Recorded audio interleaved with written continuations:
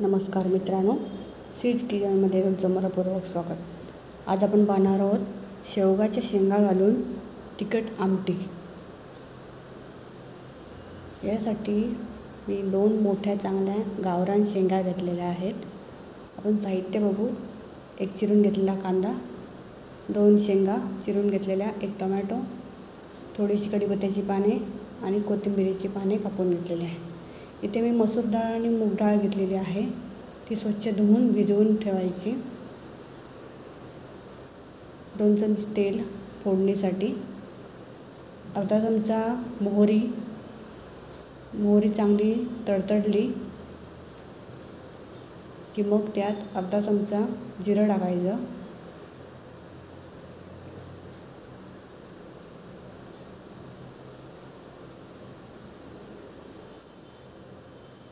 जिरं चांगलं भाजलं की त्यात कढीपत्त्याची पाने टाकायची 5-6।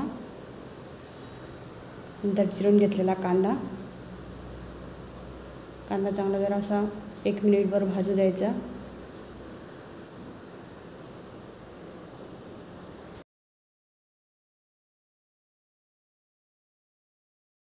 चिरून घेतलेला टोमॅटो टाकायचा।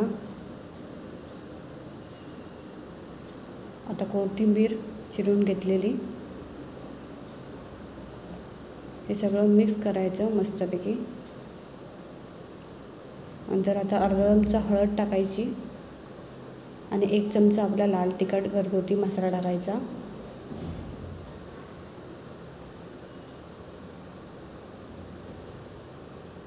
मसाला चांगला भाजायचा फोडणीमध्ये। मसाला भाजून झाला की आपण जी डाळ भिजत ठेवली होती ती घालायची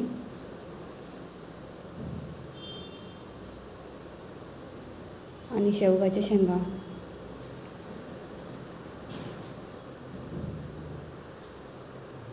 1 चमचा मीठ आणि 1 कप पाणी। तुम्ही पाणी कमी जास्त घालू शकता,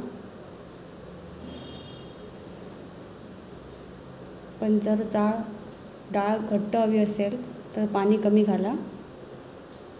कुकरला झाकण लावून 3 शिट्ट्या काढून घ्यायच्या।